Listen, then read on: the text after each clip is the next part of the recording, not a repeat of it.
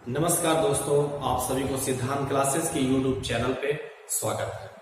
देखिए, आज हम लोग बायोलॉजी में हम स्वास्थ्य एवं रोग, पिछले कई वीडियो में हम स्वास्थ्य एवं रोग के ही अलग अलग टॉपिक को बताए हैं। तो अभी स्वास्थ्य कुछ दिनों तक चलेगा।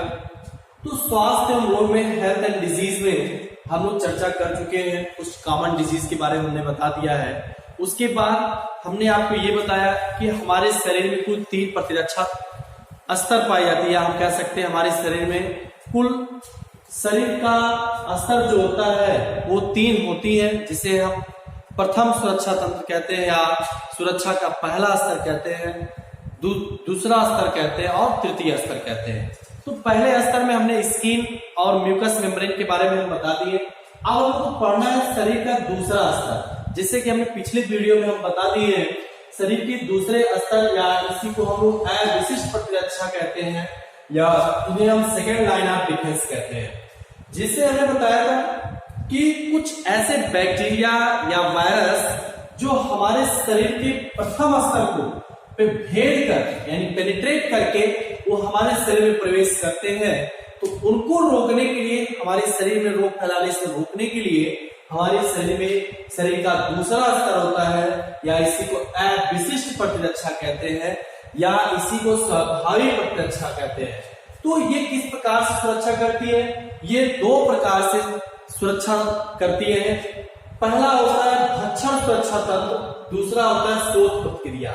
भक्षण सुरक्षा तंत्र जिसे हम फैगोसिटिक डिफेंस सिस्टम कहते हैं, जैसे कि हमने पिछले वीडियो में इस फैगोसिटिक डिफेंस सिस्टम के बारे में हमने बताया कि जब कोई भी बैक्टीरिया या वायरस हमारे बॉडी में एंटर करता है, किसी कारणवश अगर वो प्राथमिक स्तर को भेद करके पहुंचता है, तो जैसे ही ऊतक वाले भाग में आता है, टिश्यू लेयर में आता है या वो टिश्यू फ्लूइड में आता है, तो उसमें क्या करती है, जो हम लोग की कैपिलरी होती है यानी रुधिर केशिकाएं होती हैं, उस रुधिर केशिकाओं में जो WBC होती है वो अमीबियाइड सेल की तरह होती है। वो केशिका को पार करके उस ऊतक वाले भाग में चली जाती है और जो बैक्टीरिया अंदर प्रवेश करती हैं उनको क्या करती है, भक्षण कर लेती है, उनको खा जाती है, जिसको हम फैगोसिटिक डिफेंस सिस्टम कहते हैं। फैगोसिटिक एक ग्रीक लैंग्वेज से टर्मिनोलॉजी लिया गया है। फैगो का मतलब होता है ईट, खाना। ठीक है, अब हम लोग पढ़ेंगे शोथ प्रतिक्रिया या इंफ्लामेटरी रिएक्शन क्या होता है। देखिए प्यारे बच्चों, अब हम लोग पढ़ेंगे शोथ प्रतिक्रिया या इंफ्लामेटरी रिएक्शन क्या होता है। शोथ का मतलब होता है चोट। एक सिंपल सा भाषा आप जान लीजिए जिसे हम चोट कहते हैं। अगर जो हमारी त्वचा होती है, जिसे हमने कहा, या जो अथ्यावर्णी तंत्र हमारी होती है, ये हमारे शरीर की प्रथम सुरक्षा रीजन होती है या भाग होती है। अगर ये त्वचा जो जल रोधी और जीवाणु रोधी है, जिसे हम जल प्रूफ भी कहते हैं, अगर ये डैमेज हो गई तो बड़े आसानी से वो हमारे शरीर के अंदर प्रवेश कर जाती है और प्रवेश करने के बाद वो तरह तरह के रोग फैलाना शुरू कर देती है। लेकिन हमने आपको बताया कि प्रथम स्तर को पार करके अगर कोई भी बैक्टीरिया हमारे शरीर में प्रवेश करता है तो उनको रोकने के लिए हमारे शरीर में शरीर का दूसरा स्तर पाया जाता है या जिसे हम अविशिष्ट या स्वाभाविक तंत्र प्रतिरक्षा तंत्र कहते हैं, जो हमारे शरीर में क्या करती हैं, कई रिएक्शन को करके उन बैक्टीरियाओं को रोकती हैं, उन्हें रोग फैलाने से रोकती हैं। तो जिसमें हमने आपको पहला बताया था भक्षण सुरक्षा तंत्र, जिससे कि हमारी जो सेल्स होती हैं WBC श्वेत रक्त कणिका, वो क्या करती हैं, वो केशिकाओं से बाहर निकल के आती है और ऊतक भाग में घुस रहे बैक्टीरिया का भक्षण करके हमें सुरक्षा प्रदान करती है। अब हम लोग जानेंगे कि शोथ प्रतिक्रिया या इंफ्लामेटरी रिएक्शन होता क्या है। देखिए, आप इस भाग को देख रहे हैं, इस फिगर को देख रहे हैं, हमने किनारे बना दिया है, थोड़ा सा आप ध्यान देंगे इधर। ये हम लोग की वेसल्स है, वाहिनियां है, जिसमें ब्लड कैपिलरीज है। जब हम लोग को चोट लग जाती है, इसी प्रकार का अगर एक्सीडेंट हो गया या किसी दीवार से आप रगड़ खा गए या कोई आघाती या कोई ऐसा शस्त्र लग गया या किसी प्रकार से अगर हमें चोट लग गई, तो उस चोट वाले भाग में क्या होती है, त्वचा हमारी फट जाती है, कुछ ऐसे मसल्स रीजन फट जाते हैं जिससे कि हमारी वेसल्स बड़े आसानी से स्पष्ट रूप से दिखने लगती हैं, या वो उन स्तरों के ऊपरी भाग में चली आती है, जिससे कोई भी बैक्टीरिया बड़े आसानी से हमारे रुधिर वाहिनियों में प्रवेश कर सकता है और प्रवेश करने के बाद वो तरह तरह के रोग फैला सकता है। लेकिन आपको पता होना चाहिए कि जब हमें चोट लगती है तो वहां पे तरह तरह के रिएक्शन होना शुरू हो जाते हैं। जैसे ही चोट लगती है, उन बाहरी बैक्टीरिया से सुरक्षा करने के लिए हमारे शरीर में तरह तरह के रिएक्शन होने लगते हैं, जिसे हम शोथ प्रतिक्रिया या इंफ्लेमेटरी रिएक्शन कहते हैं। आप देखिए होता क्या है, तो हम एक पॉइंट से ही समझेंगे।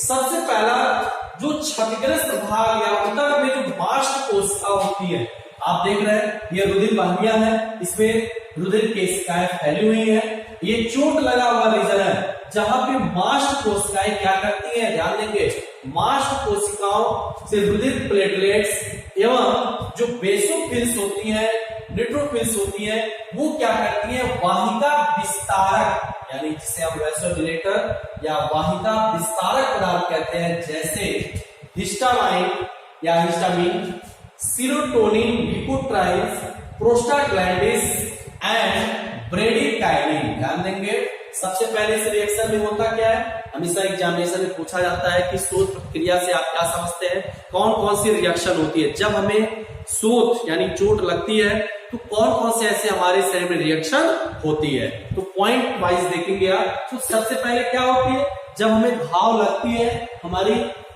बॉडी या वेसल्स क्षतिग्रस्त होती हैं, तो सबसे पहले क्या करती है, जो मांस कोशिकाएं होती हैं, रुधिर प्लेटलेट्स और बेसोफिल्स होती हैं, वो क्या करती हैं, एक विशेष प्रकार का एक पदार्थ का स्राव करना शुरू कर देती है, जिसे हम क्या कहते हैं, वाहिका विस्तारक पदार्थ कहते हैं। तो वाहिका विस्तारक कौन कौन सी होती है, जो मांस कोशिकाओं द्वारा स्रावित की जाती है?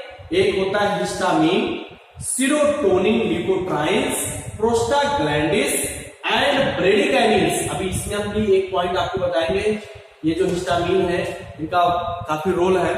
तो ये जो वाहिका विस्तारक है, जैसे ही हमें चोट लगती है, हमारी जो मास्ट सेल्स होती है वो क्या करती है, उनका स्राव करना शुरू कर देती है। उन पूरे जो वाहिकाएं होती है उनके चारों ओर फैल जाती है, जो भी क्षतिग्रस्त भाग होती है, जो भी टिश्यू जहां डैमेज होती है वहां पे क्या करती हैं, फैल जाती है।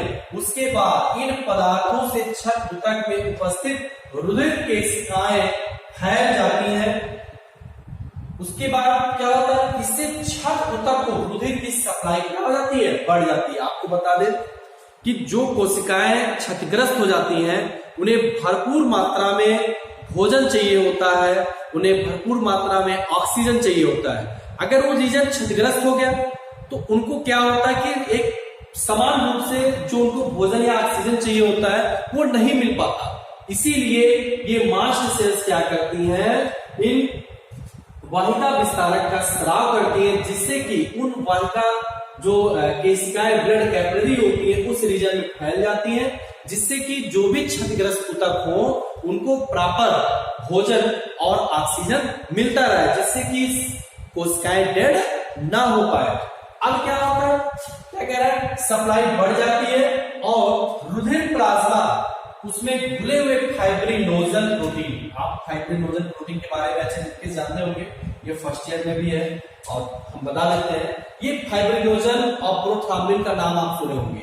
फाइब्रिनोजन, प्रोथ्रोम्बिन ये ऐसे प्लाज्मा प्रोटीन्स हैं जो हमारे रुधिर को थक्का बनाने में मदद करती है। जैसे हम लोग का फिंगर वगैरह कट जाता है, कहीं भी अगर चोट लगने पे ब्लड यानी रुधिर स्राव करती है, तो कुछ समय के बाद वो क्या होगी, जमने लगती है या जम जाती है या रुधिर स्राव करना बंद हो जाता है। तो ये प्लाज्मा में घुली जो प्रोटीन्स होती हैं, फाइब्रिनोजन और प्रोथ्रोम्बिन, तो ये दोनों क्या करती हैं, उन रुधिर का थक्का जमा के रुधिर को अतिस्राव से बचाती है।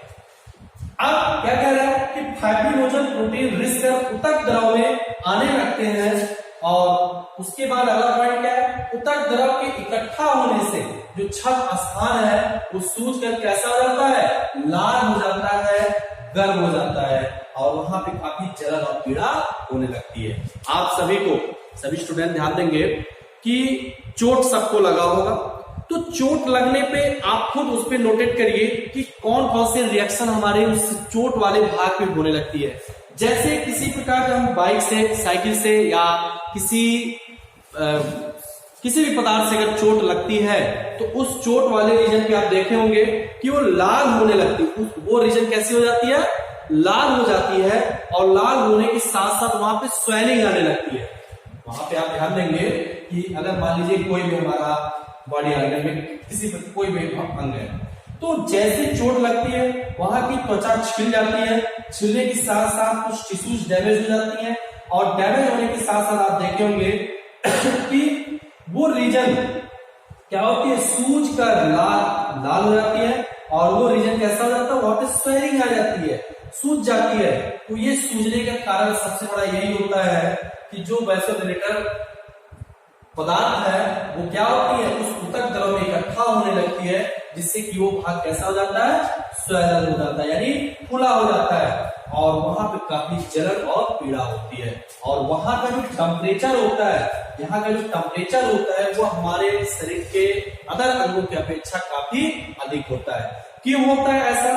आपको बता दें, ये जो हिस्टामाइन है या जो भी वैसोडिलेटर पदार्थ है, ये हमारे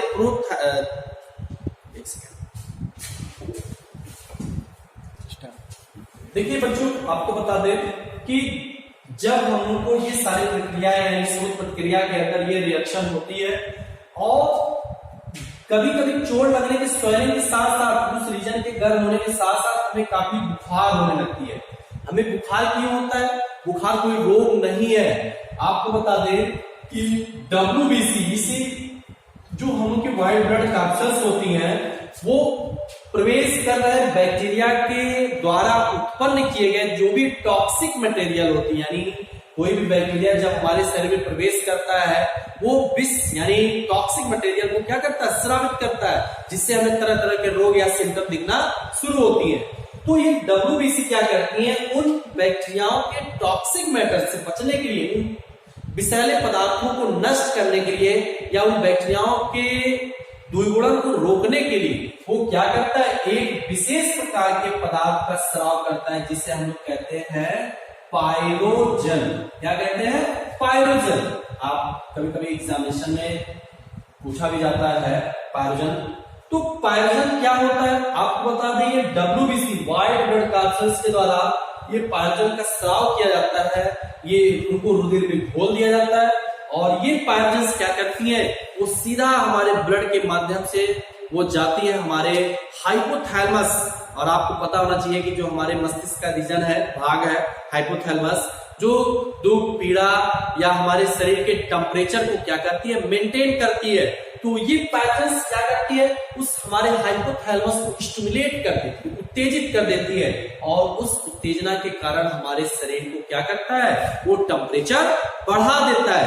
और हमारे शरीर के टेम्परेचर बढ़ने के कारण आपको पता होना चाहिए कि जो बैक्टीरिया होते हैं, जो जीवाणु होते हैं, ये हमारे बॉडी के समान टेम्परेचर से अधिक टेम्परेचर होने पे ये द्विगुणन नहीं कर पाते हैं। और साथ ही साथ जो जीवाणु हमारे अगर किसी प्रकार से हमारे टिश्यू लेयर में चले भी आए और जो टॉक्सिक मटेरियल का सिक्रीशन करते हैं, उनको क्या करते हैं? नष्ट कर देते हैं और हमें सुरक्षा प्रदान करते हैं। तो इस प्रकार से हमारे शरीर का जो दूसरा स्तर या विशिष्ट नॉन स्पेसिफिक जो होती है वो क्या करती है? सुरक्षा प्रदान करती है। और साथ ही साथ आपको बता दें कि जिस भाग में हमें चोट लगता है उसे हम क्या कहते हैं?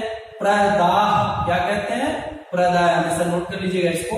ये प्रदाह या किसी को शोथ कहते हैं, या किसी को हम इडिमा कहते हैं। क्या कहते हैं? इडिमा कहते हैं। हमेशा याद रखिएगा कि चोट वाले भाग को जो स्वेलिंग कर जाती है, लाल हो जाती है, गर्म हो जाती है, उस भाग को हम क्या कहते हैं? प्रदाह या शोथ कहते हैं, या इडिमा कहते हैं। तो अब हम इस पे चर्चा नहीं करेंगे, ये कंप्लीटली हो गया। एक बार पुनः आप इसको देखिएगा अच्छे से, एक बार आप हमको सुनिएगा, पढ़िएगा। अगर कोई चीज आपको नहीं समझ में आई होगी तो आप कमेंट बॉक्स में लिखेंगे, और उसके द्वारा हम जानेंगे कि क्या कमी है, क्या आपको नहीं समझ में आया, तो हम नेक्स्ट वीडियो में उसको क्लियर कर देंगे। धन्यवाद।